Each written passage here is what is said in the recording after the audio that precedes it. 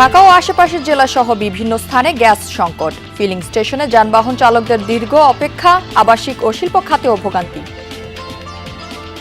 পাম্পে সময় চলে যাচ্ছে। আমি অলরেডি 2টা পাম্প ঘুরছি, 2টা পাম্প করার পরে এখানে সিরিয়াল দিচ্ছি। এই গ্যাসের সংকটের জন্য আমরা ঠিকমতো গাড়ি চালাইতে পারছি না। ইনকাম আমাদের বরাবর 1000 টাকা দেওয়া লাগবে এবং গ্যাস আমি লইতে পারি না, সেটা আমার ব্যর্থতা। কুষ্টিয়া সীমান্ত দিয়ে ফের বিএসএফ এর পুশিং চেষ্টা রুখে দিয়েছে বিজিবি, সীমান্তে বাড়ানো হয়েছে নজরদারি। নারায়ণগঞ্জে শীতলক্ষ্যায় কদম রসুল সেতু নির্মাণের ধীরগতি, অবৈধ স্থাপনার কারণে বাধাগ্রস্ত হচ্ছে প্রকল্পের কাজ, স্থানীয়দের ক্ষোভ। ব্রিজটা যদি তাড়াতাড়ি হয়ে যায় বা ব্রিজটা যদি আমাদের সবসময় থাকে তাহলে আমরা দেখা যায় যে খুব ইজিলি আমরা মুভ করতে পারি। লক্ষ লক্ষ মানুষ নদীর পূর্ব পারে বসবাস করে, তাদের ভীষণ কষ্ট। চাষের মাছ উৎপাদনে বাংলাদেশ বিশ্ব 5ম স্থানে থাকলেও সাফল্য নেই রপ্তানিতে, আধুনিক প্রযুক্তি সহজলভ্য করার তাগিদ বিশেষজ্ঞদের। মাছ রপ্তানির ক্ষেত্রে নিরাপদ হতে হবে এই মাছটা, সেই চাহিদাটা সবচেয়ে বেশি। সেই বিষয়টা রাজ সিস্টেমে করা সম্ভব।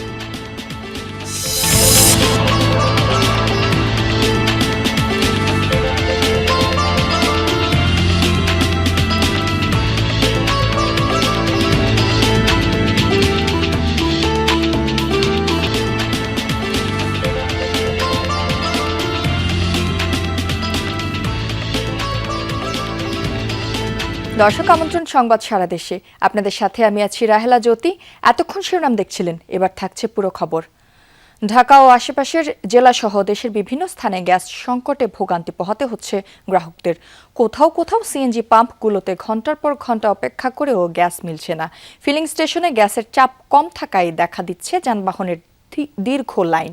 এতে বেশি বিপাকে পড়েছেন সিএনজি চালিত অটোরিকশা চালকরা। ভোগান্তি পোহাতে হচ্ছে আবাসিক গ্রাহকদেরও। গ্যাস সংকটের প্রভাব পড়েছে শিল্প খাতেও। সংশ্লিষ্টরা বলছেন, মহেশখালীর এলএনজি টার্মিনালে যান্ত্রিক ত্রুটির কারণে জাতীয় গ্রিডে গ্যাস সরবরাহ কমেছে, যার প্রভাব পড়েছে আবাসিক, শিল্প ও পরিবহন খাতে। পাম্পে 1 নজলে বেশি গ্যাস দেয় না। এমনিতে যদি লাগে 10 মিনিট, 1 নজলে দেওয়ার কারণে আমাদের আরো টাইম বেশি লাগে।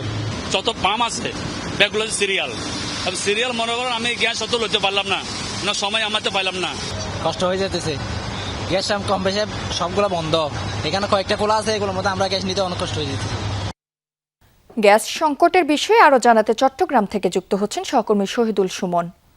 সুমন, পাম্পগুলোতে এখন সার্বিক চিত্র কেমন দেখতে পাচ্ছেন, আর গ্রাহকরা কি তাদের চাহিদা মতো গ্যাস পাচ্ছে কিনা বা গ্যাস মিলছে কিনা, একটু বিস্তারিত জানাবেন। যদি আজ যেহেতু শুক্রবার বন্ধের দিন, সেক্ষেত্রে আসলে পাবলিক যে গণপরিবহন সেটির সংখ্যা কিছুটা কম। আপনি দেখছেন ব্যক্তিগত কিছু গাড়ি এবং অটোরিকশা, সিএনজি এইসবেরই আসলে চাপ আমরা দেখছি গ্যাস নিতে এসে। যে বিষয়টি আসলে এখানকার যারা পাম্প কর্তৃপক্ষ রয়েছে তারা আসলে বলছেন যে চাপ কম থাকার কারণে আসলে তারা যেভাবে গ্যাস দিচ্ছেন সেটি আসলে পুরোপুরি আসলে যারা গ্রাহকরা তারা আসলে পাচ্ছেন না। অর্থাৎ কোনো একটি সিএনজি যদি 300 টাকার গ্যাস তিনি আসলে পুরান, সেক্ষেত্রে আসলে তিনি সর্বোচ্চ 100 টাকার গ্যাস পাচ্ছেন, বাকি 200 টাকা কিংবা 80 টাকা 100 টাকার তিনি বাতাস পাচ্ছেন। অর্থাৎ চাপের কারণে অতিরিক্ত বাতাস ঢুকছে এবং কাঙ্ক্ষিত যে গ্যাস সেটি কিছুটা আসলে কম ঢুকছেন। আমরা নগরীর যেসব গ্যাস স্টেশন আসলে রয়েছে সবগুলোতে আসলে দীর্ঘ লাইন দেখছি এবং এখানকার যারা গ্রাহকরা রয়েছেন তারাও আসলে বলছেন যে তারা বিভিন্ন পাম্প ঘুরে দেখছেন, কোথাও কোথাও আসলে দীর্ঘ লাইনের কারণে তাদেরকে একাধিক পাম্প ঘুরতে হচ্ছে। বিশেষ করে যেসব গণপরিবহন কিংবা সিএনজি অটোরিকশা রয়েছেন তারা আসলে বলছেন যে তাদের দীর্ঘক্ষণ পাম্পগুলোতে আসলে সময় ব্যয় করার কারণে তাদের যে উপার্জন সেটি যেমন কমে আসছে, তেমনি কিন্তু তাদের যে মালিক পক্ষ তারা কিন্তু তাদের যে কাঙ্ক্ষিত ইনকাম সেটি আসলে কম নিবে না। অর্থাৎ 1050 টাকা তাদের দৈনিক যে ভাড়া মালিককে দিতে হয় সেটি আসলে পুরোপুরি তাদেরকে দিতে হবে। সেই ক্ষেত্রে তাদের পুরো দিনের খরচ, খাওয়া কিংবা গ্যাসের খরচ সব মিলিয়ে তাদের কাছে আসলে তেমন কিছু আসলে সন্ধ্যার পরে থাকে না। অর্থাৎ এই যে সংকট সেটি আসলে যতক্ষণ না পর্যন্ত আসলে দূরীভূত হবে ততক্ষণ পর্যন্ত এই যে নগরীর বাসাবাড়ি, কলকারখানা কিংবা এই যে গণপরিবহন যেসব গ্যাসে চলে তাদের আসলে সবচেয়ে বেশি দুর্ভোগ হবে। তবে এখনো পর্যন্ত আমরা কর্ণফুলী গ্যাস ডিস্ট্রিবিউশনের সাথে আসলে কর্তৃপক্ষের সাথে আলোচনা করার চেষ্টা করেছিলাম, কথা বলার চেষ্টা করেছিলাম যে তারা আসলে কবে নাগাদ এই সমস্যার সমাধান হবে সেটি আসলে তারা এখনো পর্যন্ত আসলে বলতে পারছে না আমাদেরকে। ফলে এই যে সমস্যা সেটি আসলে কখন শেষ হবে সেটিও আসলে এখানকার কেউই আসলে বলতে পারছে না। সুমন, আপনাকে ধন্যবাদ সেখানকার বিস্তারিত জানানোর জন্য। কুষ্টিয়ার দৌলতপুর সীমান্ত দিয়ে ৮ জনকে পুশিনের অপচেষ্টা রুখে দিয়েছে বিজিবি। ৪৭ বিজিবি ব্যাটালিয়ন জানায় ভোর ৫টার দিকে সীমান্তের জয়পুর এলাকা দিয়ে ৮ জনকে নদীপথে বাংলাদেশ ভূখণ্ডের দিকে ঠেলে দেয় বিএসএফ। সাঁতার কেটে তারা সীমান্তের এপারে আসে। বিষয়টি টের পেয়ে ঘটনাস্থলে যায় বিজিবি। পরে ওই ৮ জনকে তাৎক্ষণিক ভারতের অভ্যন্তরে ফেরত পাঠানো হয়। পুশিন ঠেকাতে বিভিন্ন সীমান্তে নজরদারি বাড়ানো হয়েছে বলে জানিয়েছেন বিজিবির কর্মকর্তারা। দর্শক, স্পিকার হাফিজউদ্দিন আহমেদের বক্তব্যে আমরা সরাসরি যাচ্ছি। সংসদ একজন নতুন প্রেসিডেন্ট নির্বাচিত করবেন, এই হলো সংবিধানের পজিশন। ধন্যবাদ। আপনারা যেরকম শুনেছেন আমি সেরকমই শুনেছি। তিনি পদত্যাগ করলে সেই অনুযায়ী তারপর যে ভ্যাকুয়ামটা থাকে সেই জায়গাতে আপনি, এটা তো অনুমান নির্ভর প্রশ্ন, সুতরাং উনি কি করবেন না করবেন আমি জানি না। রাষ্ট্রপতি দেশের প্রথম ব্যক্তি। আসার কথা ছিল ২৬ তারিখে। জি, আমার একটু ব্যক্তিগত কাজ আছে। কালকে আমার মেডিকেল চেক আপ যেহেতু শেষ হয়েছে সেই জন্যই আমি এসেছি। রাষ্ট্রপতি পদত্যাগ করলে তো পরবর্তী দায়িত্ব আপনার উপরই পড়বে সংবিধান অনুযায়ী। এটা একটা ট্র্যাডিশনালি বাংলাদেশের সংবিধানে লেখা আছে, যখন রাষ্ট্রপতি পদত্যাগ করে তখন অ্যাক্টিং স্পিকার হিসাবে, অ্যাক্টিং রাষ্ট্রপতি হিসেবে স্পিকার দায়িত্ব পালন করেন। বাট মূল রাষ্ট্রপতি নির্বাচন করে জাতীয় সংসদ, সেটা 3 মাসের মধ্যে করতে হয়। এটা হলো সংসদের পজিশন। Thank you. ধন্যবাদ।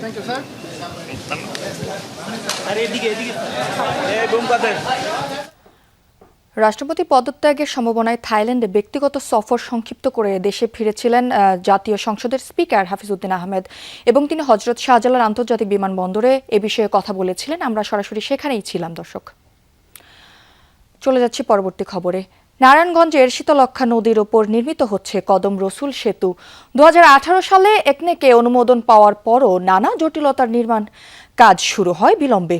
এবার সেতুর পশ্চিম অংশে রেলওয়ের জায়গায় মার্কেট সহ অবৈধ স্থাপনার কারণে বাধাগ্রস্ত হচ্ছে প্রকল্পটি। এ নিয়েও স্থানীয়দের মধ্যে দেখা দিয়েছে তীব্র ক্ষোভ, যদিও সংশ্লিষ্ট কর্তৃপক্ষ বলছে দ্রুতই সমস্যার সমাধান করা হবে। শীতলক্ষ্যা নদী ঘেঁষা নারায়ণগঞ্জ প্রাচ্যের ডান্ডি। ধীরে ধীরে বহু উন্নয়ন হলেও নদী পারাপারে দুই পারের মানুষের একমাত্র ভরসা এখনও নৌকাই। অনেক দেন দরবার ও জল্পনা কল্পনার অবসান ঘটাচ্ছে শীতলক্ষ্যা নদীর উপর নির্মিত কদম রসুল সেতু। প্রায় 750 কোটি টাকার প্রকল্পটি 2018 সালে একনেক সভায় অনুমোদন পায়।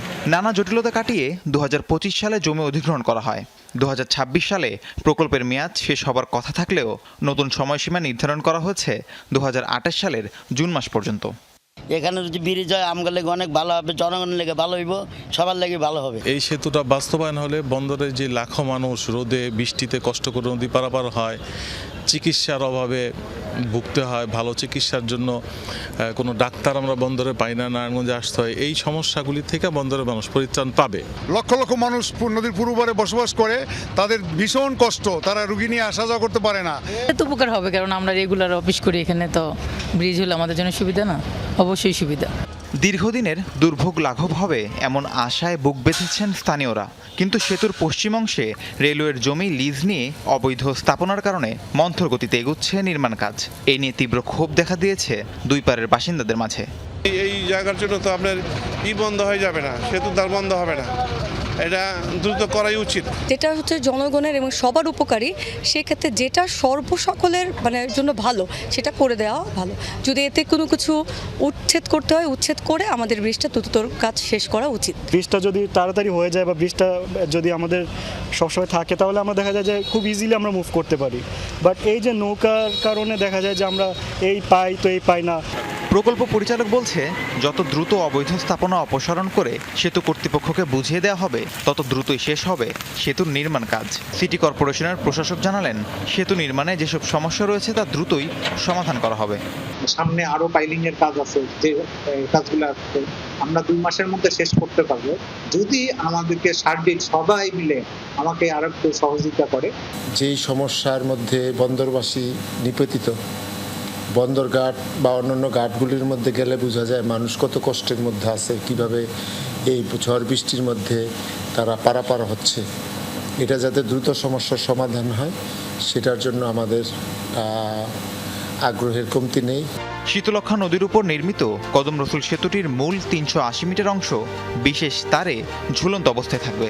দুই পাশে পথচারীদের জন্য থাকবে প্রশস্ত ফুটপাত।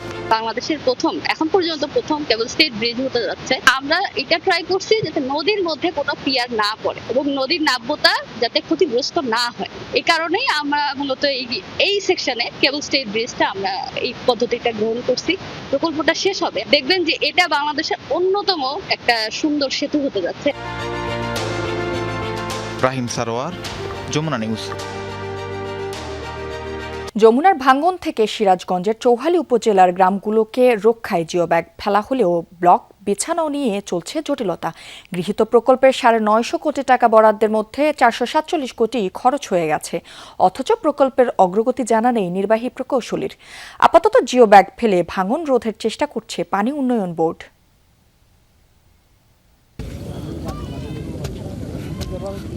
শতবর্ষী মঞ্জেল সরকার এই জীবনে 22 বার হয়েছেন নদী ভাঙনের শিকার। সিরাজগঞ্জের চৌহালির চাঁদপুর গ্রামে 8 শতক জায়গা কিনে বসবাস শুরু করেন, কিন্তু যমুনার তীব্র ভাঙনে শেষ সম্বলও বিলীনের পথে। ওই চরে থেকে বাইরে হিনাইছি, ভালো আল্লাহ যে কোনো নেবে, ওটা আমাদের অর্থ নাই। শুধু তিনি নয়, ভাঙনের চৌহালির হাজারো মানুষ উদ্বিগ্ন। গেল কয়েক সপ্তাহের ভাঙনে নদীগর্ভে বিলীন গ্রামের বিশাল এলাকা। 25 থেকে 30টি ঘরবাড়ি ভেসে গেছে যমুনায়। ভাঙনের কবলে 7 থেকে 8টি বিদ্যালয়, মাদ্রাসা সহ অসংখ্য ঘরবাড়ি ও ফসলি জমি। এই চাঁদপুরে যদি ভাঙে যায় তাহলে আমরা কোথায় যাবো? আমার কোন হানে যাওয়ার জায়গা নাই। 40 বছরে আমার জীবনে নদী ভাঙন দিয়েছি 6টা। এই 6 বার নদী ভাঙার পরেও আমরা ওভারকাম করে এই যমুনা নদীর সাথে যুদ্ধ করে বেঁচে আছি। চাঁদপুর, দেওয়ানতলা, সংগ্রহাটি, গাবেরপাড়া, মাঝগ্রাম, উল্লাপাড়া এরা নদীর মুখে পড়ে আছে। অথচ 2024 সালে বন্যা ও নদীতীর ভাঙন ঝুঁকি ব্যবস্থাপনা বিনিয়োগ কর্মসূচি প্রকল্প গ্রহণ করা হয়, যার আওতায় 7.3 কিলোমিটার এলাকায় কাজ শুরু করে পানি উন্নয়ন বোর্ড। খরচ ধরা হয় 950 কোটি টাকা। 447 কোটি টাকার জিও ব্যাগ ফেলা হয়েছে, কিন্তু শুরুই হয়নি তীরের ঢালে ব্লক বিছানোর কাজ। 2024 সালে সরকার 950 কোটি টাকা বাজেট দেয়। এইটা ঠিকাদার কামনা নামে এক ঠিকাদার কাজ করে, উনি জিও ব্যাগ ফেলাইছিল 447 কোটি টাকা, আমাদের যে হিসাবটা অফিস থেকে পাইছিলাম। বাকি টাকাটা পরবর্তী বছর আইসা স্থায়ী বাঁধ হিসাবে বুলাক দিয়ে কাজ করার কথা, কিন্তু বিগত এই 2 বছরে আর কাজ হয় নাই। এখানে আমাদের ওই নৌকার কিছু লেবারের ওই জরিলে অসুবিধা থাকার কারণে কাজটা হয় নাই। আশা করি আগামীকাল থেকে আমরা এই কাজটা শুরু করবো ইনশাল্লাহ। পাউবো কর্মকর্তা জানান, ব্লক বিছানো কাজের দরপত্রই এখনো আহ্বান করা হয়নি। কবে নাগাদ কাজ শুরু হবে তা জানা নেই তাদের, তাই জরুরি ভিত্তিতে জিও ব্যাগ ফেলে আপাতত ভাঙন রোধের চেষ্টা চলছে। ওই জায়গাটাতে আমরা একটা অবজারভেশন আছে কি, আমরা 2 পাশটাকে চার্জ বৃদ্ধি করতে না দিই তাহলে ভিতরে আর ঢুকবে না, এরকম একটা থিমে আমরা ওই জায়গায় আগে দিচ্ছি। যদি এই বর্ষাটা পার করতে পারি তারপর হয়তো আমাদের ওই জায়গাটা যে স্ট্রেন্থেনিং যে কাজটা আসতেছে ওখানে কাজ বাস্তবায়ন করে এই সমস্যা হবে।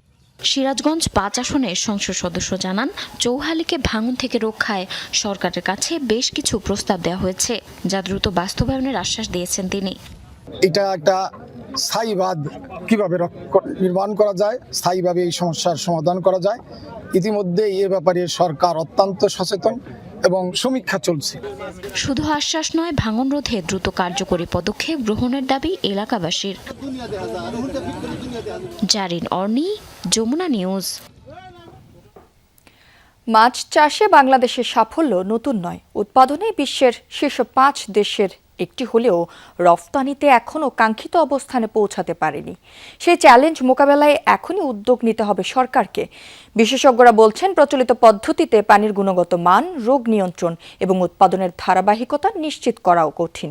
তাদের মতে, আন্তর্জাতিক মানের মাছ উৎপাদন বাড়াতে আধুনিক প্রযুক্তি সাধারণ চাষিদের কাছে সহজলভ্য করার বিকল্প নেই।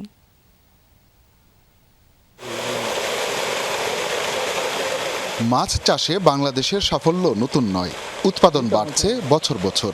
জাতিসংঘের খাদ্য ও কৃষি সংস্থার 2026 সালের প্রতিবেদনে আবারও উঠে এসেছে বাংলাদেশের নাম। চাষের মাছ উৎপাদনে বিশ্বে বাংলাদেশের অবস্থান পঞ্চম, কিন্তু উৎপাদনের এই সাফল্য রপ্তানিতে প্রতিফলিত হচ্ছে না, কারণ প্রচলিত পদ্ধতিতে আন্তর্জাতিক মানের রপ্তানিযোগ্য মাছ উৎপাদন এখনো বড় চ্যালেঞ্জ। ভালো মাছ চাষ করতে হলে আপনার পুকুর ম্যানেজমেন্ট লাগবে, ভালো ফিড লাগবে, ভালো পোনা লাগবে। বিশ্বের অনেক দেশেই বাণিজ্যিকভাবে ব্যবহৃত হচ্ছে রিসার্কুলেটিং অ্যাকোয়াকালচার সিস্টেম বা RAS প্রযুক্তি। বাংলাদেশেও ধীরে ধীরে জনপ্রিয় হচ্ছে আধুনিক এই পদ্ধতি। নিয়ন্ত্রিত পরিবেশে পানির গুণগত মান নিশ্চিত করে রোগবালাই কমিয়ে এবং তুলনামূলক কম জায়গায় বেশি ও উন্নত মানের মাছ উৎপাদন সম্ভব হচ্ছে এই প্রযুক্তির মাধ্যমে। এখানে নানা ধরনের প্রযুক্তি ব্যবহার করা হয়েছে, আর এসব প্রযুক্তি বাংলাদেশের পরিবেশের সাথে মানানসই এবং এগুলো উৎপাদন বাড়াতে সাহায্য করবে। পুকুরে মাছ চাষের ক্ষেত্রে অনেক ডেন্সিটিতে চাষ করার সময় রোগবালাই সহ অন্যান্য যে ইয়ারগুলি বা প্যারাসাইট বা অন্যান্য যে বিষয়গুলি আসে সেগুলি নিয়ন্ত্রণের মধ্যে থাকে না অনেক সময়। এই পদ্ধতিতে এটা সম্পূর্ণ নিয়ন্ত্রণের মধ্যে থাকে। বাংলাদেশের মাছ চাষকে প্রযুক্তি নির্ভর করতে সহযোগিতার হাত বাড়িয়েছে নেদারল্যান্ডস। জেলার তারাকান্দায় চালু হয়েছে অ্যাকোয়াকালচার সেন্টার অফ এক্সেলেন্স প্রকল্প। সংশ্লিষ্টদের আশা, এই উদ্যোগের মাধ্যমে চাষিরা আধুনিক প্রযুক্তির ব্যবহার শিখবেন এবং আন্তর্জাতিক বাজারের উপযোগী মাছ উৎপাদন আরও বাড়বে। আমরা এখানে যে একটা অ্যাকোয়াকালচার সেন্টার অফ এক্সেলেন্স করে যাচ্ছি, সেখানে আমাদের উদ্দেশ্য হলো এখানে ফার্মারদের আমরা দিব, প্রশিক্ষণ দিয়ে যাব। বাংলাদেশের মৎস্য মন্ত্রণালয় এবং আমাদের দেশ একসাথে প্রাইভেট সেক্টরগুলোতে কাজ করছে। এতে কৃষকদের উৎপাদন ক্ষমতা এবং তাদের আয়ও বৃদ্ধি পাবে। 2023-24 অর্থ বছরে দেশে উৎপাদিত হয়েছে প্রায় 50,20,000 টন মাছ, কিন্তু এত উৎপাদনের পরও মাছ ও মাছজাত পণ্যের রপ্তানি দেশের মোট রপ্তানি আয়ের মাত্র প্রায় 1%। বিশেষজ্ঞরা বলছেন, রপ্তানি বাজারে প্রবেশ করতে হলে সম্ভাবনাময় এই খাতে প্রযুক্তির ব্যবহার চাষিদের হাতের নাগালে আনতে হবে। বিদেশে মাছ রপ্তানির ক্ষেত্রে নিরাপদ হতে হবে এই মাছটা, সেই চাহিদাটা সবচেয়ে বেশি। সেই বিষয়টা সিস্টেমে করা সম্ভব। বিশেষজ্ঞরা বলছেন, দেশের মৎস্য খাতে রপ্তানির চ্যালেঞ্জ মোকাবেলায় আধুনিক প্রযুক্তি, দক্ষ জনবল, আন্তর্জাতিক বাজারের সঙ্গে সংযোগ তৈরি এবং উদ্যোক্তাদের বিনিয়োগে উৎসাহ দিতে এখনই পরিকল্পিতভাবে মাঠে নামতে হবে সরকারি নীতি নির্ধারকদের। রপ্তানিযোগ্য মাছ উৎপাদনে RAS একটি নির্ভরযোগ্য প্রযুক্তি, তবে এটি অত্যন্ত ব্যয়বহুল, যা সাধারণ মাছ চাষিদের হাতের নাগালের অনেক বাইরে। তাই এর প্রসার ঘটাতে হলে প্রয়োজন এর যে প্রযুক্তিগত স্থাপন ব্যয় রয়েছে সেটিকে কমিয়ে নিয়ে আসা। সেজন্য এগিয়ে আসতে হবে দেশের গবেষকদের এবং উদ্যোগ নিতে হবে সরকারকে। আর এটি যদি সম্ভব হয় তাহলে বৈদেশিক মুদ্রা অর্জনের নতুন দুয়ার খুলে যাবে বলছেন সংশ্লিষ্টরা। হুসাইন শাহিদ, যমুনা নিউজ, ময়মনসিংহ। বন্যার আগাম সতর্কবার্তা পৌঁছাচ্ছে না নদী পাড়ের মানুষের কাছে। জামালপুরে এমন বাস্তবতা তুলে ধরে সম্প্রতি প্রতিবেদন প্রচার করেছিল যমুনা টেলিভিশন। সেই প্রতিবেদনের পর নড়ে চড়ে বসেছে স্থানীয় প্রশাসন। কি পরিবর্তন এসেছে মাঠ পর্যায়ে এবং তা কি কাজে লাগবে মানুষের, জানাচ্ছেন সাগর ফরাজি। বন্যার পানিটা আসে, এত পানি কিন্তু আমগরে উপজেলা থেকে কোনো সময় আমগরে একটু মাইকিং দিয়ে জানায়ও না। অনেক ঝুঁকির মধ্যে পড়ে যায়। তো মাইকিংটা করার ফলে আমাদের জনসাধারণ অনেক ভালো হয়েছে। প্রশাসনের এই কাজটা আমাদের খুব ভালো লাগছে। ঘোষণা, বন্যায় সচেতন হই, বন্যার আগে প্রস্তুতি নিন। একই এলাকা, একই নদীর পাড়, কিন্তু বদলে গেছে বাস্তবতা। সম্প্রতি যমুনা টেলিভিশনে প্রতিবেদন প্রচারের পর নড়ে চড়ে বসেছে জামালপুরের প্রশাসন। ওষুধ, জরুরি পরিবহন ও চিকিৎসকদের নিয়ে প্রস্তুত চিকিৎসা বিভাগ। মাইকিং শুনলাম রাস্তা দিয়ে, সেদিন বলে গেল যে বন্যার পানি আসতেছে, আপনারা সতর্ক হন। বন্যা পানির আসবো, ভাত রান্না করা লাগবো, তার জন্য উঁচা করে মাটি চিলা বানায় রাখি। যেহেতু এটা হার্ড পয়েন্ট, যমুনা এবং ব্রহ্মপুত্রের অববাহিকায় আমাদের এই অঞ্চলটি এবং খুবই ক্ষতিগ্রস্ত হয় বন্যা আসলে, আর এই অঞ্চলে বেশি বেশি প্রচারণা হওয়া দরকার। প্রতিবেদনে উঠে আসে বন্যাপ্রবণ এলাকায় বসবাসকারী মানুষের কাছে পৌঁছাচ্ছে না আগাম সতর্কবার্তা। রাইমসের পূর্বাভাস আর পানি উন্নয়ন বোর্ডের দাবির মধ্যে ছিল ফারাক। আর সবচেয়ে বড় ভুক্তভোগী ছিলেন নদীপাড়ের মানুষ। সেই প্রতিবেদন প্রচারের পরই বদলাতে শুরু করে চিত্র। জেলা তথ্য অফিস বলছে, বন্যার ঝুঁকিতে থাকা অন্তত 15টি এলাকা এরই মধ্যে পৌঁছে দেওয়া হয়েছে সতর্কবার্তা। দেখানো হচ্ছে বন্যাকালীন করণীয় নিয়ে প্রামাণ্য চিত্রও। জেলার বিভিন্ন উপজেলা, ইউনিয়ন, বন্যা কবলিত স্থান, নদী ভাঙ্গন কবলিত স্থান সহ বিভিন্ন এলাকায় প্রচার করছি। তাছাড়া আমরা যখন যমুনা টেলিভিশনের এই প্রতিবেদনটা দেখেছি তখন এটি আমাদের আরও উৎসাহ জুগিয়েছে। আমাদের মন্ত্রণালয়, আমাদের অধিদপ্তর এই বিষয়ে আমাদেরকে নির্দেশনা দিয়েছেন। দিন দিন বৃদ্ধি পাচ্ছে জেলার নদ নদীর পানি। বিপদসীমার কিছুটা নিচে থাকলেও হালকা বন্যার সতর্ক বার্তা দিয়েছে বন্যা পূর্বাভাস ও সতর্কীকরণ কেন্দ্র। সাগর ফরাজি, যমুনা নিউজ, জামালপুর। বরগুনায় পারিবারিক কলহের জেরে গৃহবধূকে শ্বাসরোধ করে হত্যার অভিযোগ উঠেছে স্বামীর বিরুদ্ধে। গতরাতে আমতলী উপজেলার হরিমৃত্যুঞ্জয় এলাকায় এই ঘটনা ঘটে। নিহতের পরিবার জানায়, পারিবারিক বিরোধের জেরে গৃহবধূ সুপ্রিয়াকে হত্যা করে তার স্বামী অজয় হালদার। এই ঘটনায় থানায় অভিযোগ করে নিহতের পরিবার। পুলিশ জানায়, মরদেহ মর্গে রাখা হয়েছে। আইনি প্রক্রিয়া শেষে পরিবারের কাছে হস্তান্তর করা হবে। এদিকে ঘটনার পর থেকে অভিযুক্ত অজয় ও তার পরিবারের সদস্যরা পলাতক। দর্শক, এই ছিল সংবাদ সারা দেশের এখনকার আয়োজনে। এতক্ষণ যারা সাথে ছিলেন সবাইকে ধন্যবাদ।